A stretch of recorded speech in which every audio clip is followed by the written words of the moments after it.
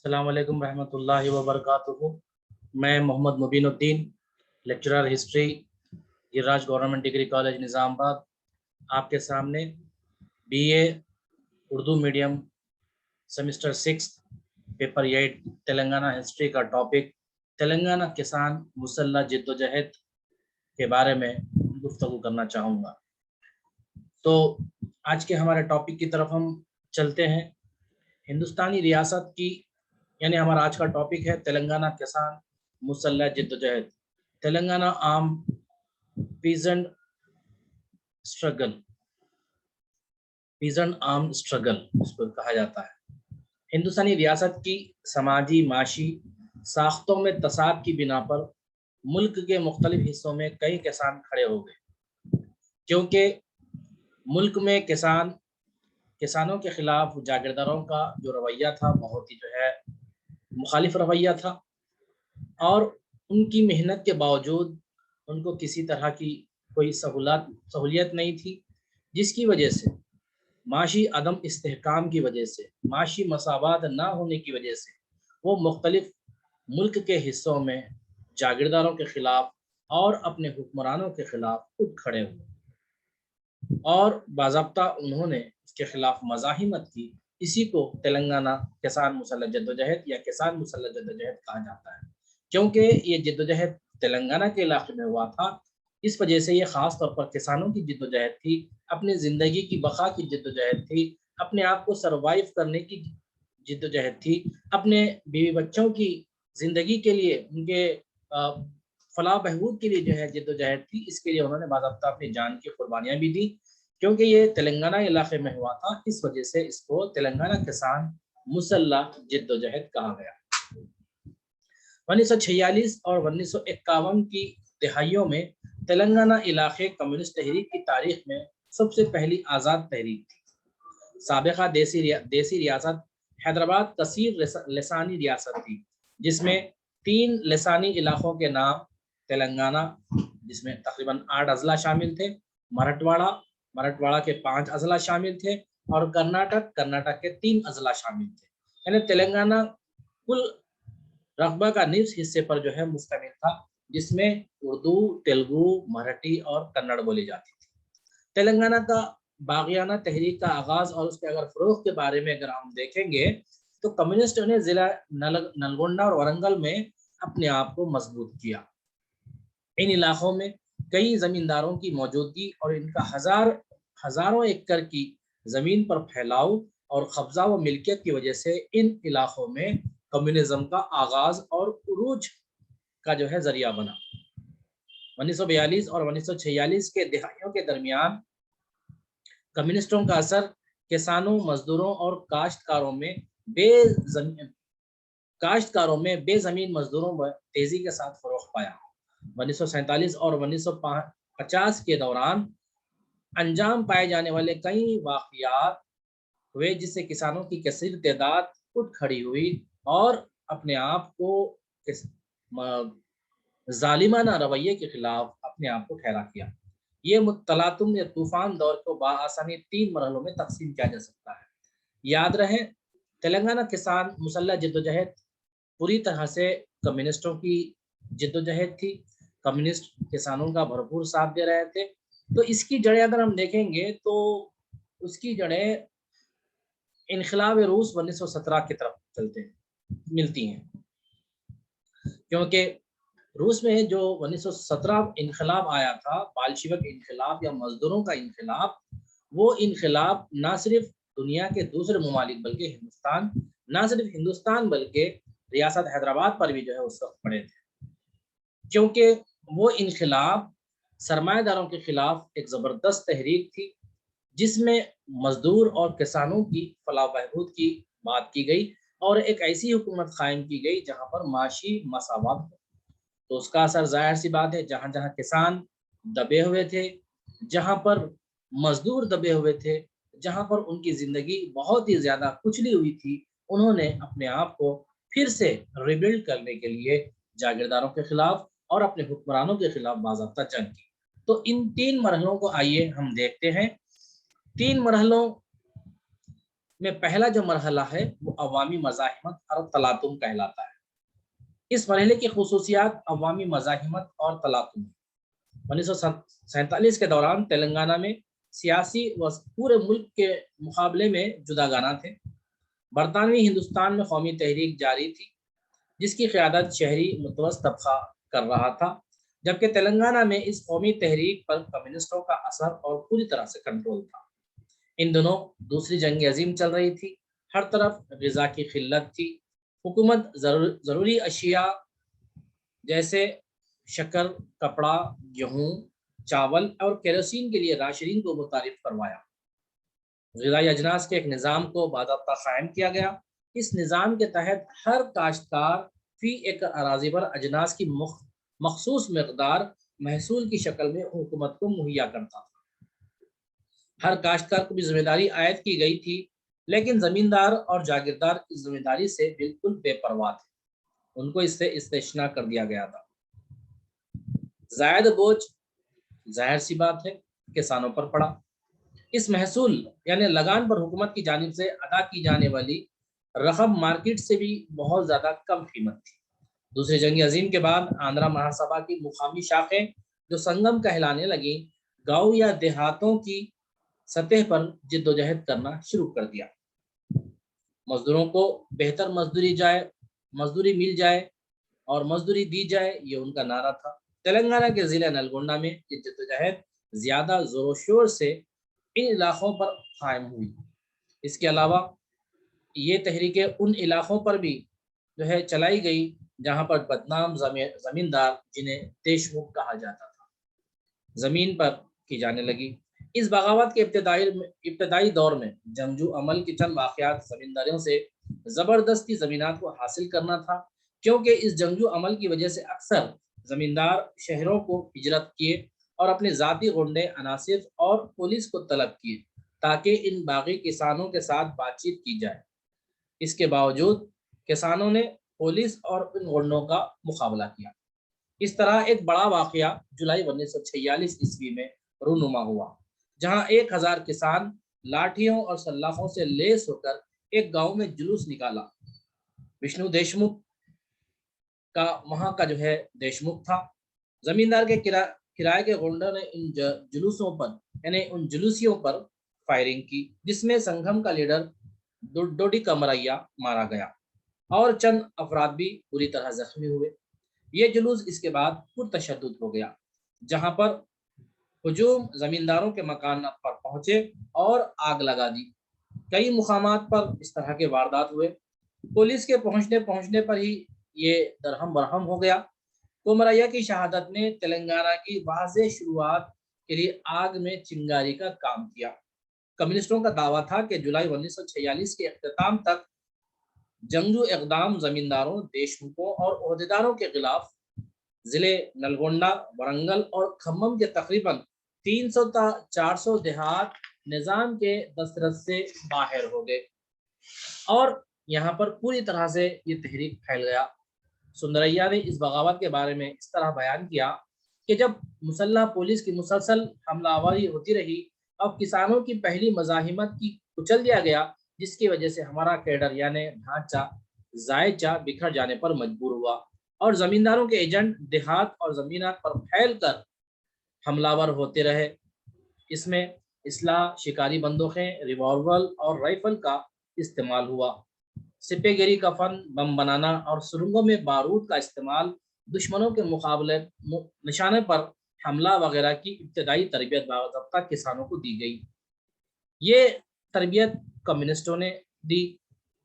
اس زمانے میں سی پی آئی نے تلنگانہ میں کسان طبقے کے مطالبات، ان پر تشدد اور ظالمانہ سلوک کو ظاہر کرنے کے لیے ایک عظیم الشان پروپیگنڈا مہم کا آغاز کیا، جس کے رد عمل کے نتیجے میں نومبر 1946 میں نظام حکومت نے کمیونسٹ پارٹی پر امتناع عائد کر دیا۔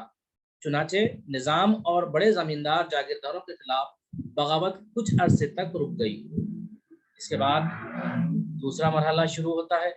اس مرحلے کو آزادی کے لیے جدوجہد کا مخصوص مرحلہ کہا جاتا ہے، جس میں کانگریس اور کمیونسٹوں کا مرکزی رول رہا۔ ریاستی کانگریس نے عوام کو حیدرآباد ریاست کی آزادی کو جدوجہد کے لیے متحرک کرنا شروع کر دیا۔ اس نے حیدرآباد کے نظام پر دباؤ ڈالا کہ وہ ہندوستان کو برطانیہ کی جانب سے آزادی ملنے کی صورت میں وہ ہندوستان کی یونین میں شامل ہو جائے، لیکن نظام اس وقت میر عثمان علی خان جو آخری نظام تھے، انہوں نے اعلان کیا کہ ان کی خواہش ہے کہ نہ وہ انڈین یونین میں مرج شامل ہوں گے اور نہ پاکستان میں شامل ہوں گے، بلکہ انہوں نے جو ہے اپنے آپ کو یعنی 27 اگست 1947 کو اپنی آزاد مملکت کا اعلان کر دیا۔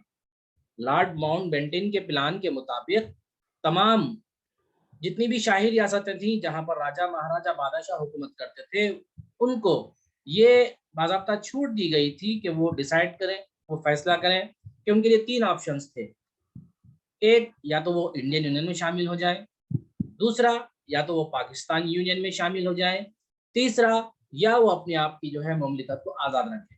تو اسی تناظر کو دیکھتے ہوئے میر عثمان علی خان آخری نظام، آخری بادشاہ حیدرآباد ریاست کے، انہوں نے اعلان کیا کہ وہ اپنی ریاست کو ایک آزاد مملکت کے طور پر رکھیں گے، نہ وہ پاکستان میں شامل ہوں گے اور نہ وہ ہندوستان میں شامل ہوں گے۔ نظام کے اس فیصلے پر تمام طبقات کے عوام میں مایوسی کی لہر دوڑ گئی، جبکہ تمام سیاسی جماعت پر اس بات پر متفق تھی کہ ریاست حیدرآباد کا انضمام انڈین یونین میں ہونا چاہیے۔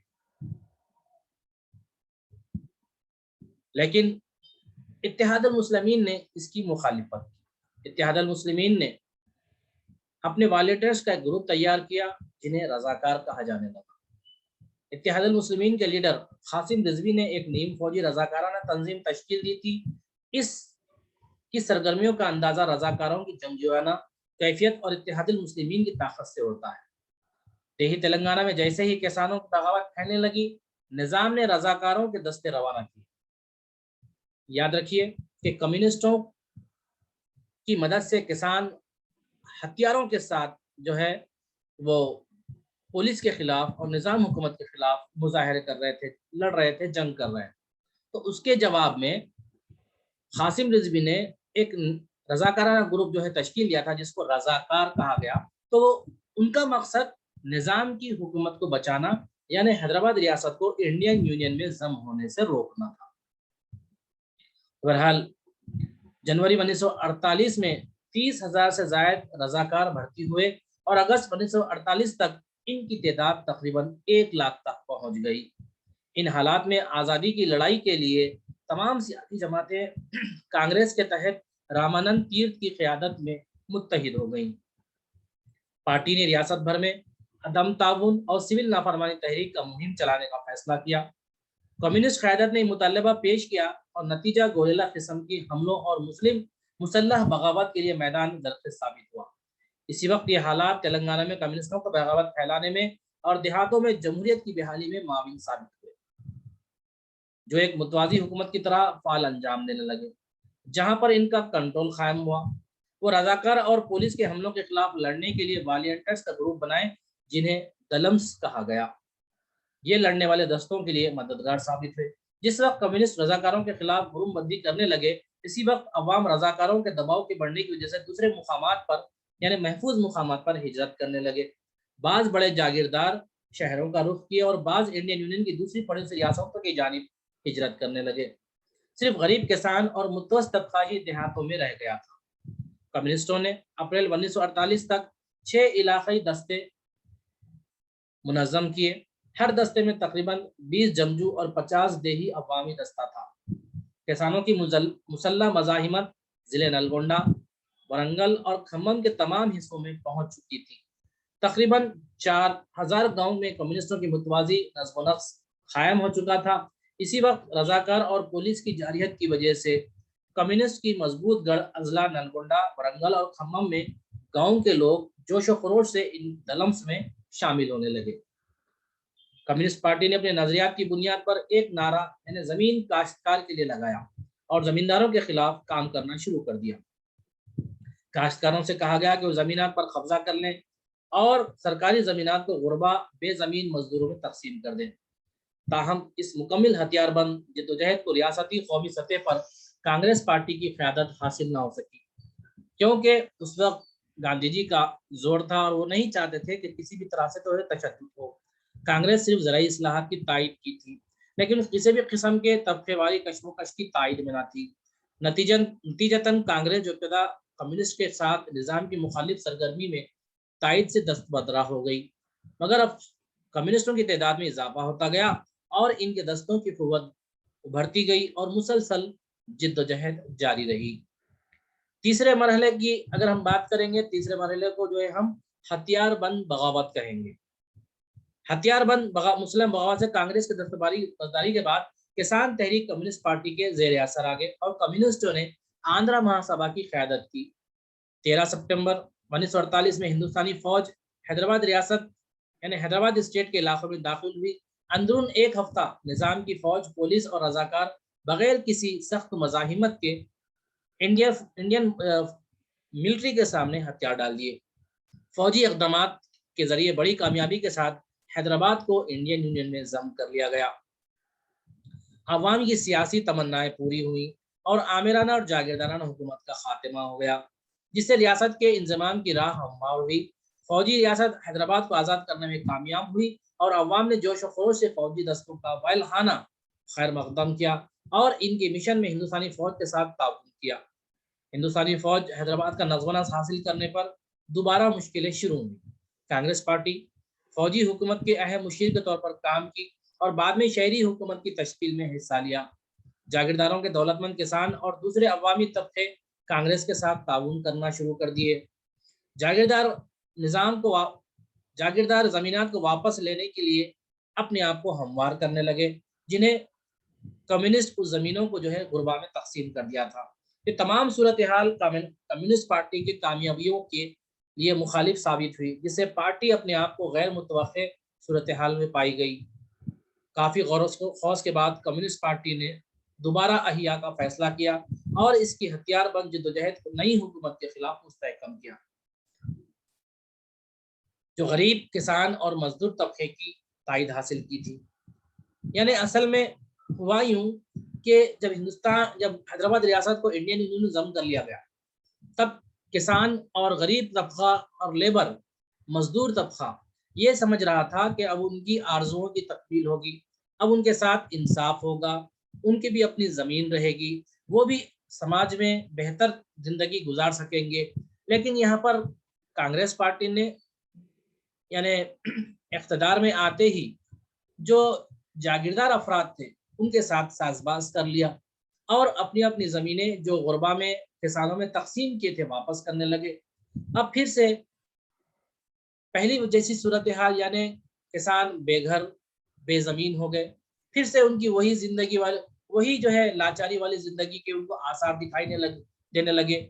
ان کا موقف تھا کہ ہم نے نظام کے خلاف اپنی پوری توانائی صرف کی تاکہ حیدرآباد ریاست کو انڈین یونین میں ضم کر سکے، لیکن اس کے کوئی نتائج نہیں مل رہے، بلکہ حیدرآباد ریاست کے تحت یعنی نظام کے تحت ہماری جیسی زندگی تھی ابھی بھی ویسے ہی ہے۔ تو انہوں نے اب کیا کیا کہ انڈین یونین کی حکومت کے خلاف لڑنے کا باضابطہ انہوں نے فیصلہ کیا اور فوج نے قبائلی علاقوں میں، دیہاتوں میں کمیونسٹوں نے گوریلا اور ان کے حامیوں کو بڑے پیمانے پر گرفتار کرنا شروع کیا، کیونکہ وہ اب ہندوستانی حکومت کے خلاف یعنی حیدرآباد ریاست میں جو حکومت جو ہے قائم ہوئی تھی ان کے خلاف لڑنا شروع کیا اور اپنے مقاصد کو حاصل کرنے کی کوشش کی۔ فوراً حکومت حرکت میں آئی اور جہاں جہاں اس طرح کے جو ہے حملے ہوئے وہاں پر خاطی افراد کو گرفتار کرنا شروع کر دیا۔ وہ بھی گوریلا جو مختلف جو ہے دیہاتوں میں پھیل گئے تھے، کمیونسٹ دستہ میدانوں دیہاتوں میں پناہ لینے لگے اور آہستہ آہستہ قبائلی علاقوں میں جنگلوں اور کی طرف حرکت کرنے لگے اور یہ جو ہے نتیجے میں جو ہے جاگیردار شہروں کا رخ کرنے لگے۔ فوج نے قبائلی علاقوں اور دیہات میں کمیونسٹوں، گوریلا اور ان کے حامیوں کو بڑے پیمانے پر گرفتار کرنا شروع کیا اور ان کا قتل کرنا شروع کر دیا۔ اس دوران کمیونسٹ دلمس نے رضاکاروں کے چھوڑے ہوئے ہتھیار اور گولہ بارود کو بڑی مقدار میں حاصل کر لیے۔ جب ہندوستانی فوج انہیں گھیرنے لگی تو مقامی لیڈرز اور کانگریسی فوج اور ان کے کمیونسٹ لیڈروں پر حملہ کرنا شروع کر دیا۔ تاہم حکومت کی جانب سے دباؤ بڑھنے پر عوام اپنی مدد سے دستبردار ہونے لگے، جس کی بنا پر कम्युनिस्ट पार्टी को हथियार बंद जद्दोजहद को बरकरार रखना मुश्किल हो गया।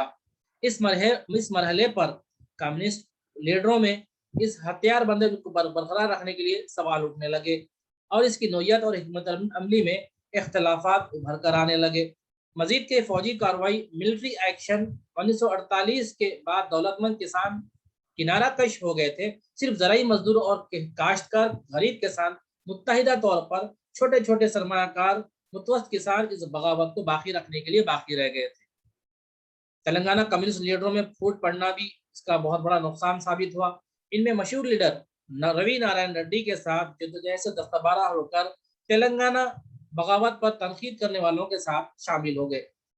और ये मुशाहिदा पार्टी में फूट के बाद कम्युनिस्ट पार्टी का वफद सोवियत यूनियन के कामरेड स्टालिन से भी मुलाकात की और मुसल्लह जद्दोजहद के वाक़यात से वाकिफ करवाया। और यह मुशाहिदा किया गया कि अवाम का ताउन हथियारबंद जद्दोजहद के साथ कम होता गया और हथियारबंद जद्दोजहद इनफरादी दहशतगर्दी में तब्दील होने लगी। चुनाचे हथियारबंद जद्दोजहद को ख़त्म करने का किसानों ने फैसला किया और आखिरकार कम्युनिस्ट पार्टी भी इस नतीजे पर पहुंची कि हिंदुस्तानी ताकतवर फौज से लड़ना इतना आसान नहीं है। बहरहाल उन्होंने 1951 में कम्युनिस्ट पार्टी ने जो है हथियारबंद जद्दोजहद से दस्तबरदार इख्तियार कर ली। बहरहाल ये तहरीक आखिरकार ख़त्म हुई, लेकिन हमने देखा कि आज से 20-30 साल पहले तक ये तहरीक चलती रही।